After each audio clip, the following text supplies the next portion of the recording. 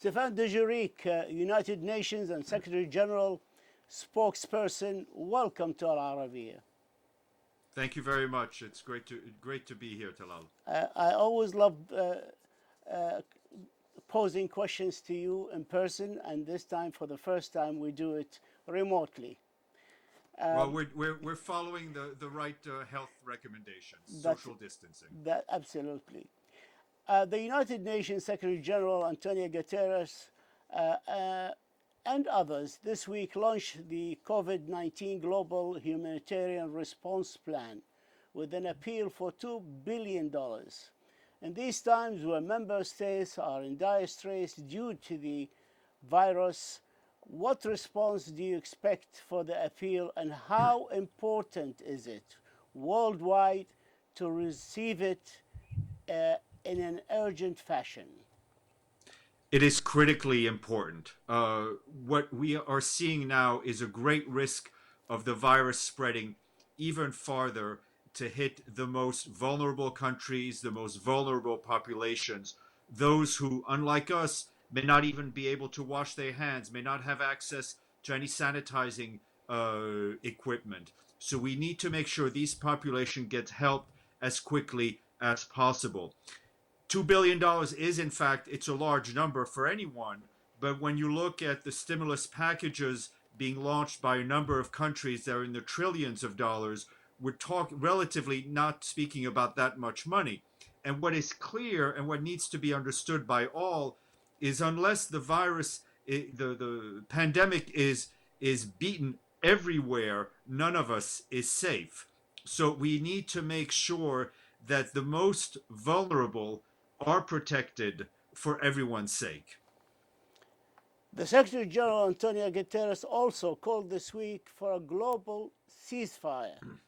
Has there been any commitment from warring parties, including, of course, from Syria, Libya, and Yemen in our area?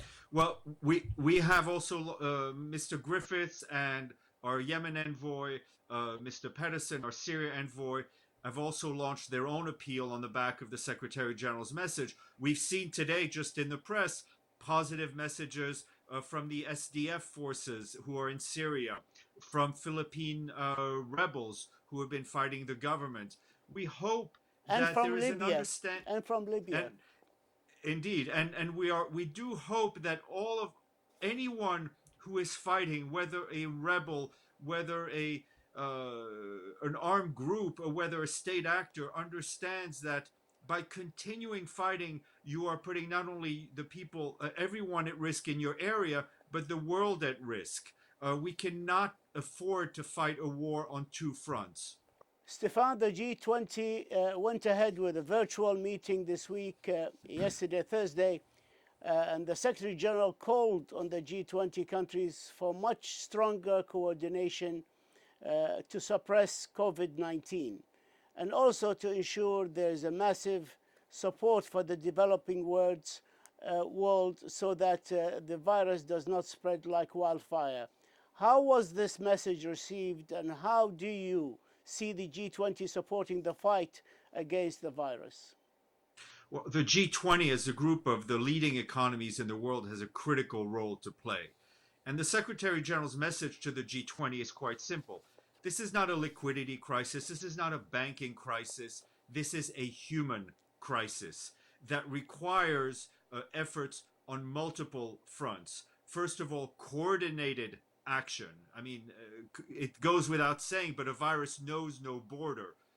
Countries cannot work without coordinating amongst each other. We need a sustained effort, financial effort, to help the developing world and those most vulnerable cope with it. We need to make sure that all trade barriers, protectionism that would hinder the movement of key and critical medical supplies is also removed. So the message to the G20 is quite a simple one. And again, to put it in simple terms, this is a human crisis that requires a coordinated international response. How is the UN working to protect the most vulnerable of migrants and refugees in the era of the COVID-19 crisis? There is no way Well, for social distancing, for example, in refugee camps, and more countries are refusing to resettle them for fear of the virus spread. of course, we understand that there is a pause in the resettlement movement efforts, and I think as part of as we all try to fight the virus, I think a temporary pause is completely understandable. The UN's humanitarian agencies, UNHCR, World Food Program, UNICEF, are trying to pre-position supplies in wherever they can to make sure that they have the supplies they need to protect the refugees and those in camps. We have to also make sure that the humanitarian workers are themselves protected with the right gear, the right equipment, and the right procedures in place. And that is currently being done at the most at every level. What we also have to understand is that it is not just the virus that we have to worry about. It is all the secondary impact on families, on children, on the economy that we also have to very much focus on.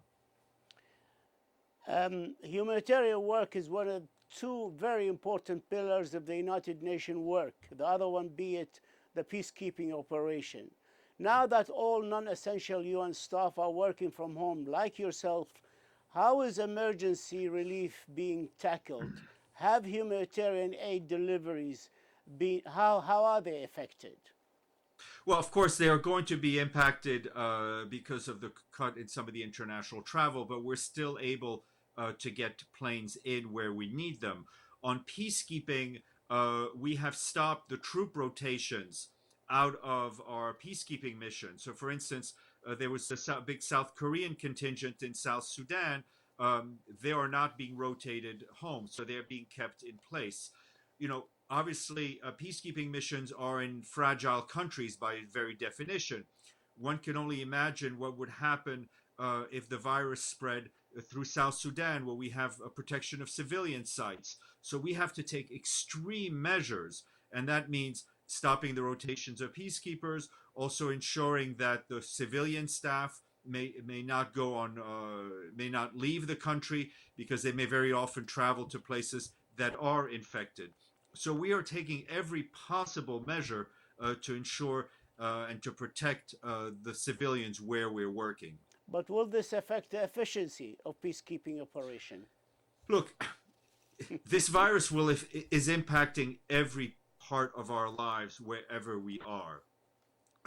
It takes a human toll on all of us personally. I mean, we're all, those of us who have the ability and the luxury of working from home, we're working from home. This may go on for weeks and months, so it will have an impact.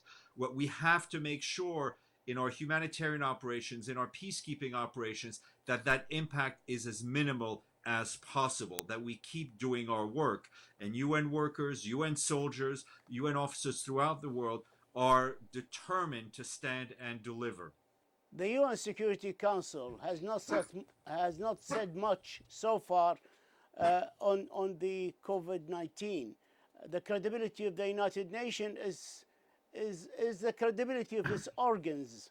The Security Council is one of the most important organs, if not the most important. And if being silent on the deadly threat to the peace and security of the world is the norm, how does the Secretary General feel about the silence from one of the most important bodies within his organization? Well, you put me in a bit of a difficult place, Talal. Of course, the Secretary General has no authority over the Security Council. How does he feel? My understanding is that the Council is continuing to meet under different conditions to pass a number of key resolutions.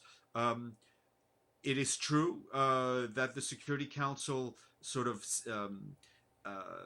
symbolizes the level of international cooperation and peace and security, and we will have to see what the Security Council decides to do. It is actually rather worrying, and it is regrettable that the Security Council, in a matter of such grave concern to the whole world, has not stated its position, stated its support to what you are doing, and made a statement on this.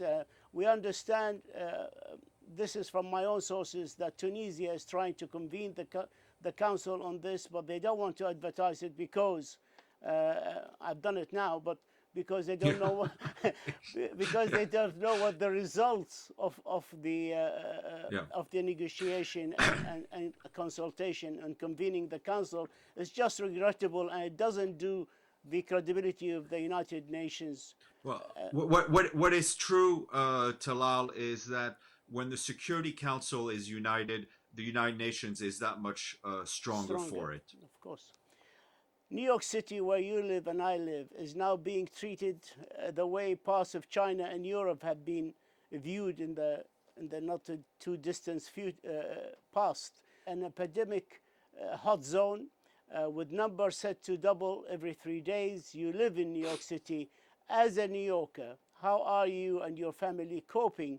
And has this crisis changed your life as a family? Well, and I can hear your dog protesting. Yes, exactly. One of the aspects is my dog is now in my home office.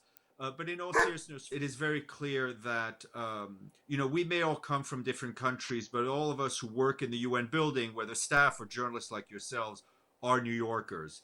And I think we all express and feel our solidarity with the city which has hosted us so well and so generously for more than 70 years.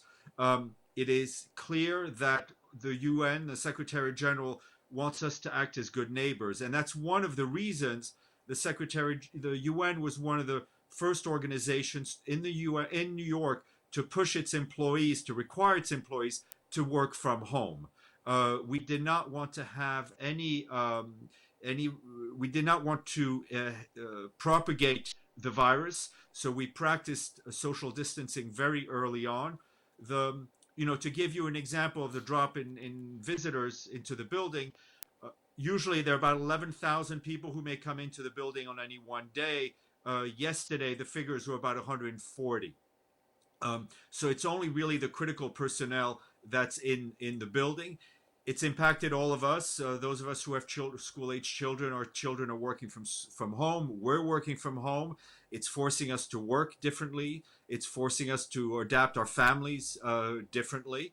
But we all have to do what is best and recommended by public health officials in order to break the curve of the virus. If I ask you to quantify it in a percentage of effectiveness, how effective is the UN operations compared to the pre-coronavirus era?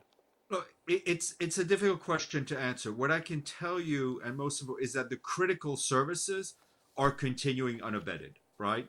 We're continuing to send our reports to the Security Council. We're continuing to support peacekeeping operation. We're continuing to support humanitarian operations. We're continuing to show transparency and speak and brief to the press every day. So we are working in as much as we can in everything that we can do virtually or from home. Obviously, we can no longer welcome visitors, so our public communications is more challenging. There are events that cannot happen anymore. The side events that member states organize are being canceled, so that has an impact.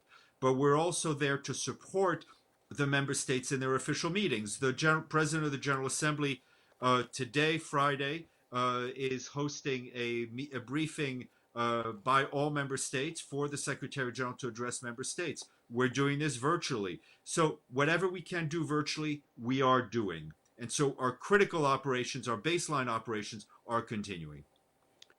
Stephane Dujarric, United Nations and Secretary General Spokesperson, we thank you for this information, and we thank you for your insight, and we wish you and your family well, and see you again someday. We don't know when, but we will meet again. Thank you so much. Thank you, Talal, and thank you to you and all of my best wishes and solidarity with all the viewers of Al Arabiya. Thank you, sir.